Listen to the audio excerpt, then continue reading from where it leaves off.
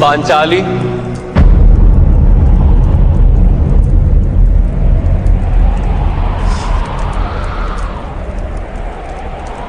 मित्र वो होते हैं जो अपने हृदय की भावनाओं को बांटे।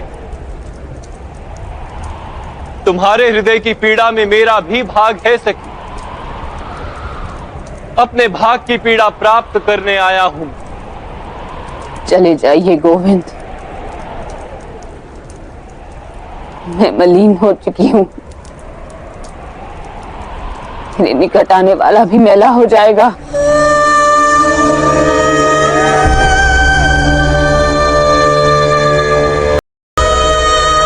मेरी मित्रता पर विश्वास रखो सखी। नदी में स्नान करने वाला शुद्ध हो जाता है, किंतु नदी उससे मैली नहीं होती।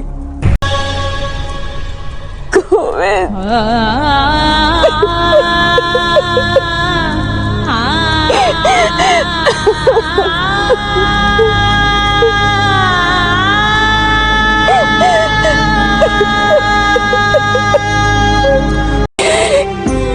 क्यों गोविंद, क्यों मेरे साथ ही ऐसा क्यों हुआ?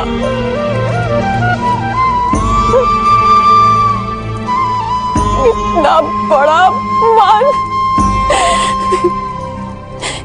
क्या पाप किया था मैंने गोविंद? किन कर्मों का फल भोग रही हूं?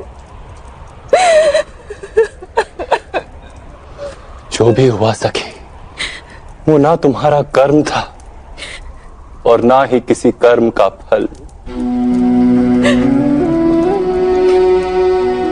वो तो केवल तुम्हारे साथ हुआ एक अकस्मात था, कौरवों के पुराने कर्मों का फल था, जो उनके हाथों इतना बड़ा दुष्कर्म हुआ।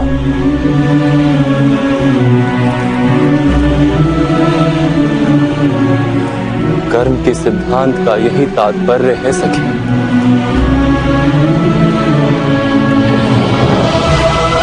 अच्छा कार्य अधिक अच्छा कार्य करवाता है, बुरा कार्य अधिक से अधिक बुरा कार्य करवाता है। और बुराई में ग्रसित मनुष्य के लिए तो जीवन ही नरक बन जाता है सखी। किंतु पीड़ा तो मैं भोग रही हूं गोविंद। तो उस पीड़ा का त्याग करो सखी। हस्तिनापुर में जो तुम्हारे साथ हुआ था वो तुम्हारा कर्म नहीं था, किंतु उस घटना को तुम जो प्रतिभाव दोगी वो तुम्हारा कर्म अवश्य बनेगा। तुम यदि अपने मन को दुख और बैर से भर लोगी तो तुम्हें भी नरक का अनुभव होगा, और उनके किए दुष्कार्यों के लिए मन को निर्मल कर लो। नदी में जो मैल जाता है, नदी उसे समुद्र में उड़ेल देती है, स्वयं स्वच्छ हो जाती है। तुम भी अपनी पीड़ाओं को परमात्मा में उड़ेल दो। परमात्मा तो सारे संसार की पीड़ाओं को अपने भीतर समा लेने के लिए सदा ही सज।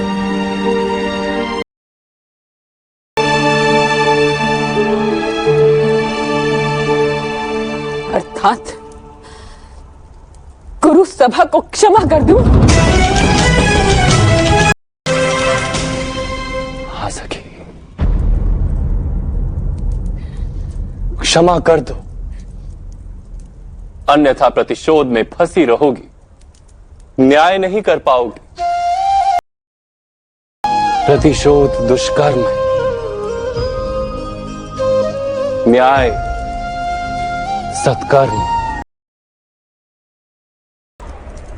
आर्यवर्त की चक्रवर्तीन साम्राज्ञी के साथ जिन्होंने इतना बुरा बर्ताव किया,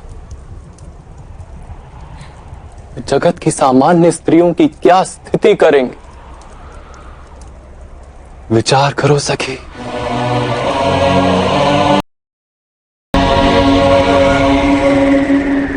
अपनी पीड़ा में संसार की पीड़ा को देखो, अपने दुखों को संघर्ष बना लो। एक बात समझ लो सखी, जो केवल अपनी पीड़ाओं को गले से लगाकर जीता है, वो निर्बल बन जाता है। किंतु जो व्यक्ति सारे समाज की पीड़ाओं को अपने हृदय से लगाकर जीता है, वो बलवान बन जाता है। केवल अपनी पीड़ा का विचार करना दुष्कर्म, किंतु सारे संसार की पीड़ाओं का उपाय ढूंढना सत्कर्म।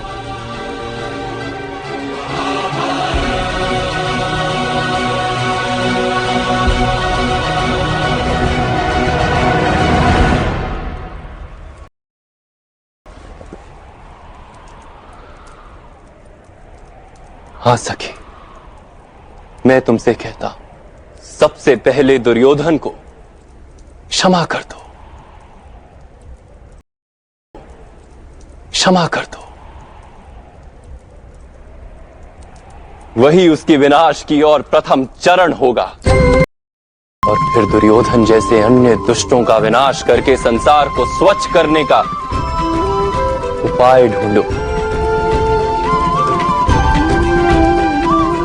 केवल अपने लिए नहीं, संसार के, समाज के निर्बल स्त्री पुरुषों के उद्धार के लिए युद्ध करो। परमार्थ के लिए किए गए युद्ध में चाहे कितनी भी हिंसा क्यों ना, फिर भी वो धर्म युद्ध है।